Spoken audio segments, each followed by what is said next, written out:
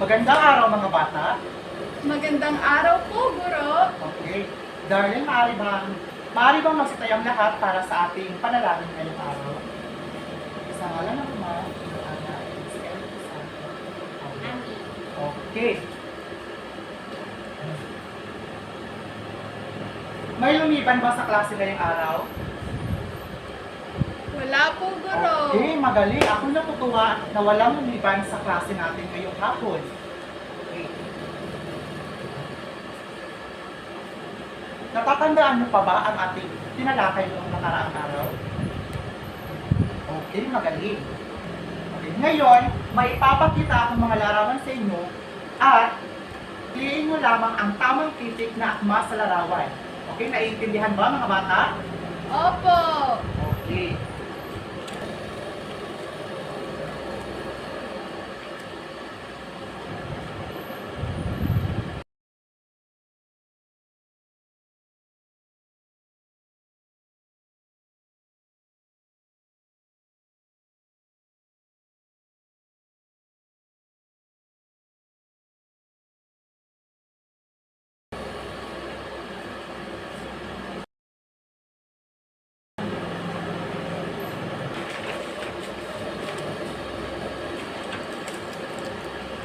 Okay mga bata, ito ang mga larawan at ang mga kalakip na letra na pagpipilian ninyo kung ano ang mga larawang ito. Okay, naiintindihan ba? Opo. Okay. Shamilin, maaari mo bang sagutan ang unang larawan? Ang unang larawan ay nagpapakita ng isang bata. Okay, magaling. Ang unang larawan ay isang bata. Sa pangalawang larawan naman, ano ito? Hana? Ito ay jeep. Okay, magaling. Ito ay jeep. Okay. Para naman sa pangatlong larawan, ano ito, Miriam? Lapis. Okay, magaling. Ito ay lapis. Para naman sa pang-apat na larawan, ano ito, darling? Yan po, Guro, ay isang ibon. Okay, magaling. Ito ay isang ibon. At ang panghuli namang larawan, Junghoon, Paaralan. ito ay paralan. Okay. Okay. Ngayon, bigyan natin na ang palakpak ang ating mga sarili dahil tama ang inyong sagot sa mga larawang ito. Okay.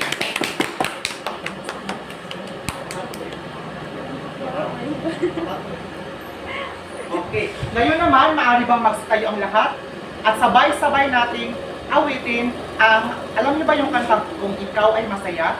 Opo. Okay, okay. Sabay-sabay tayo ha. In 3, 2, 1, go! Kung ikaw ay masaya, tumawa ka. Ha, ha. Kung ikaw ay masaya, tumawa ka. Ha, ha. Kung ikaw ay masaya, buhay mo ay masigla. Kung ikaw ay masaya, tumawa ka. Ha, ha. Kung ikaw ay masaya, pumadya ka. Kung ikaw ay masaya, pumadya ka. Kung ikaw ay masaya, buhay mo ay sisigla. Kung ikaw ay masaya, pumadya ka. Kung ikaw ay masaya, pumalakpak ka. Kung ikaw ay masaya, pumalakpak ka. Kung ikaw ay masaya, buhay mo ay sisigla. Kung ikaw ay masaya, pumalakpak ka. Okay, magaling. Maaari na kayong umupo mga bata. Ngayon naman, magtatanong ako sa inyo, ano-ano ba ang ginawa natin sa kantang Kung Ikaw Ay Masaya? Darlene? Pumalakpak po, tsaka pumadyak, at tsaka tumawa. Okay, magaling. Palakpakan na natin si Darlene. Okay. Masaya ba kayo sa ginawa nating kanta? Opo, Guro. Okay, magaling. Ako natutuwa dahil naging masaya kayo sa pag-awit dito. Okay, ilan ba sa inyo ang kumanta dito? Kami po, kami po. Wow! Magaling dahil kayong lahat ay kumanta.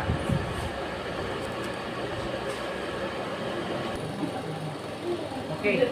Bago tayo pumunta sa ating talakayan, maaari nyo bang basahin ang layunin natin ngayong araw?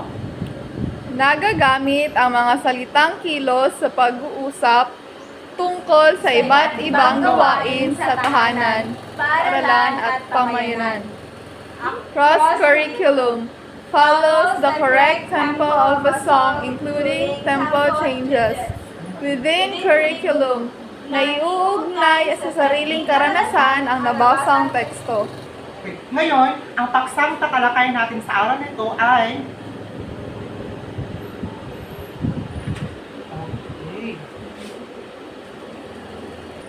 nagagamit ang mga salitang kilos. Okay. Okay. Ngayon naman mga bata, pag-aralan natin ang paggamit ng mga salitang kilos sa pag-uusap tungkol sa iba't ibang gawain sa tahanan, paaralan, at pamayanan. Okay, ngayon, babasahin natin ang dialogo ng mag-ina at tignan ang mga salita na may salungguhit. Okay. Sabi ng nanay, Jaden, nahugasan mo na ba ang mga plato? Sagot naman ng kanyang anak, opo, nakaigib na rin po ako nanay. At ang sabi ng kanyang nanay ulit, bakit hindi mo ipinabuhat sa kuya mo? Mabigat iyon. Sabi naman ng kanyang anak na si Kiefer, ginamit ko po ang maliit na timba sa pag-iigib nanay. So, ngayon, sino ang nag-uusap sa dialogo? Okay, si nanay at si Kiefer. Okay, ngayon, tumutulong ba kayo sa mga gawaing bahay? Opo! Okay. Bakit kayo tumutulong sa mga gawaing bahay? Okay, magaling. Para mapabilis ang mga gawain. Okay, ngayon naman, ano-ano ang mga salitang may salungguhit? Okay. Nahugasan? Ano pa? Nakaigib? Ano pa? Ipinagbuhat? Okay, magaling. Ngayon naman, ano ang napansin nyo sa mga salitang nasalungguhitan? Okay, magaling. Ang mga salita ito ay nakapagsasagawa ng kilos o pandiwa. Okay. Ngayon naman, pumarito tayo sa, maaari nyo bang basahin kung ano ang pandiwa? Pandiwa ay isang nagsasaad ng kilos o galaw. Okay. Ang pandiwa ay isang salita na nagsasaad ng kilos o galaw. Okay. Ngayon naman, tutukuyin natin kung ano ang mga larawan kung saan ito ginagawa. O ang mga salitang kilos kung saan natin ito ginagawa. Kung sa tahanan ba, paaralan, o pamayanan. Okay, para sa unang larawan, saan ba ito ginagawa? Sa bahay. Okay, sa bahay o sa tahanan. Okay. At ang sa pangalawang larawan naman, saan ba ito ginagawa? Sa paaralan. Okay, magaling sa paaralan. Okay. Ang pangatlong larawan naman, saan ba ito ginagawa? Sa pamayanan. Okay, magaling. Okay, ngayon naman, darling, ano-ano ba ang mga salitang kilos o pandiwa na iyong ginagawa araw-araw sa paaralan? Okay, magaling. Nagsusulat, nagbabasa, naghuhugas ng kamay. So, yun. Okay, ngayon naman, Hana. Ano-ano naman ang mga salitang kilos o pandiwa na iyong ginagawa araw-araw sa inyong tahanan? Okay, nagluluto, Nagwawalis. naghuhugas, nagwawalis at naglalaba. Okay. Ikaw naman, Shami, ano ba ang mga salitang kilos o pandiwa na iyong ginagawa araw-araw sa inyong pamayanan?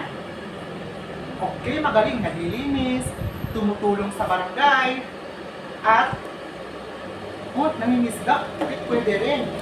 Ngayon naman, may ipapakita akong mga larawan sa inyo at babasahin natin ang mga kalakip na pangungusap sa bawat larawan.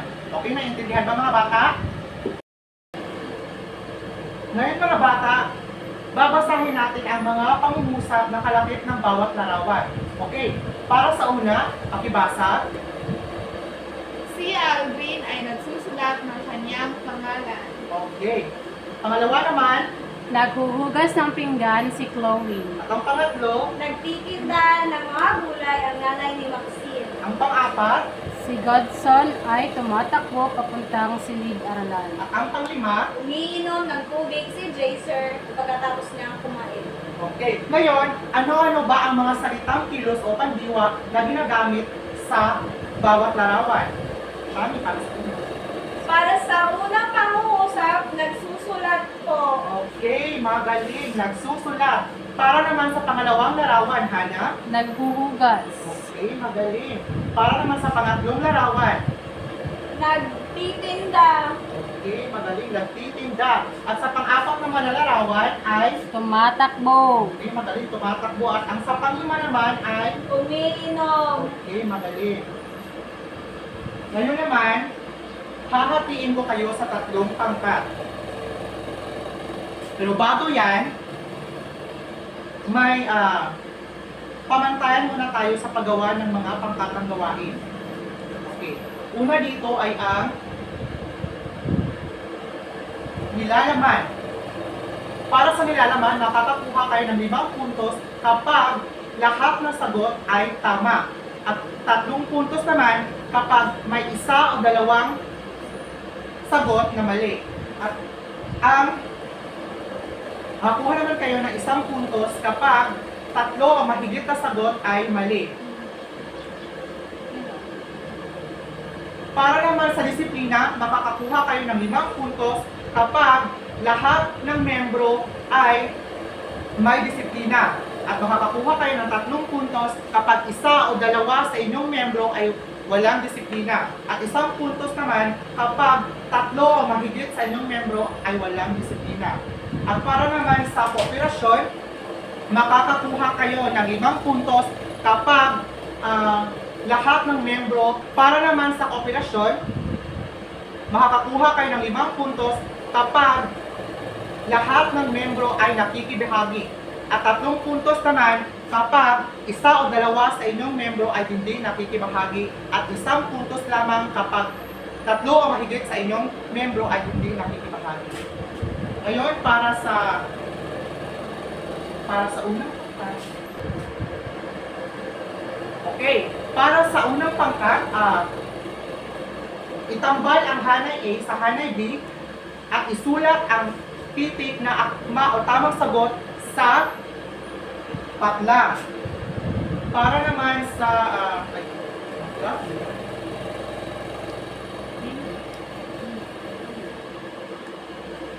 okay. Para naman sa pangalawang pangkat, magpapakita ng paggalaw sa salitang kilos base sa mga salitang nakasaan.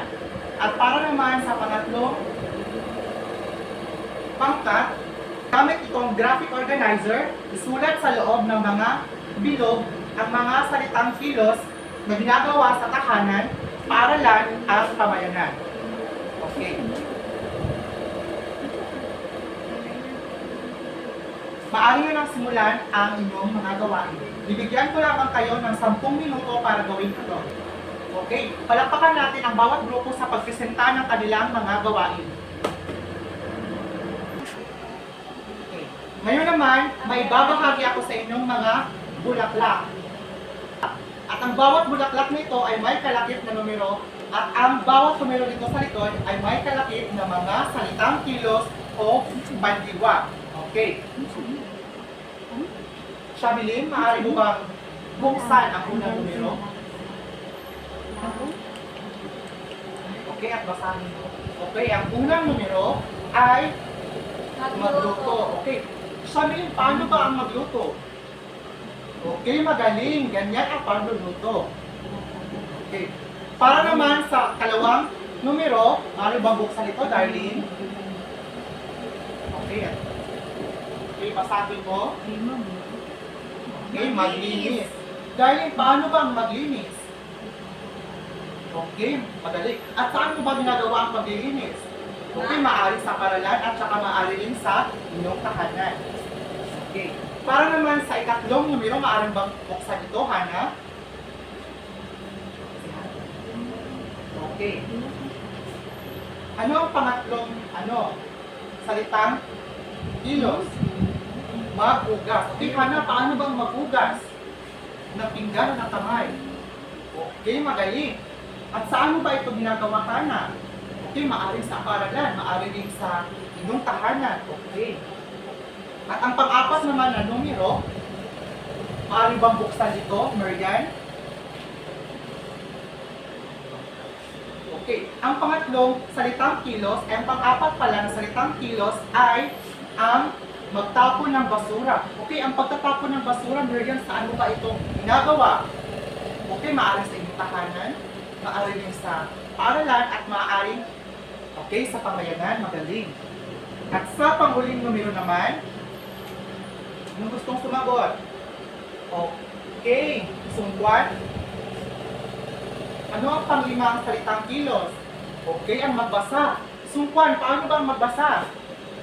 Okay, magaling. At saan mo ba ginagawa ang pagbabasa, sungkwan? Okay, magaling sa paaralan. Okay. Ngayon naman, ano nga ba ang mga salitang kilos o pandiwa? Okay, ito ay ang mga bahagi ng salita o wika na nagsasaad ng kilos o aksyon ng isang tao, hayop o ng bagay. Okay. Ano ang mga halimbawa nito? Okay, nagsusulat. Ano pa? Nagbabasa? Naglilinis? Okay, magaling. Ngayon naman, para sa ating pagtataya, okay. Kumuha kayo ng isang buong papel at sagutan ito. Okay, bago ang lahat, babasahin muna natin ang panuto. Pag-aralan ang mga larawan at bilugan ang mga angkop na salitang kilos o pandiwa na ginagamit. Tapos na ba ang lahat? Yung kapag tapos na kayo, ipasa niyo na ang inyong papel dito sa harap ko. Okay. Para naman sa inyong takdang aralin, okay. Piliin sa loob ng kahon ang inyong mga gawain sa tahanan, paaralan at pamayanan. Okay, isulat sa tamang hanay ang inyong mga sagot.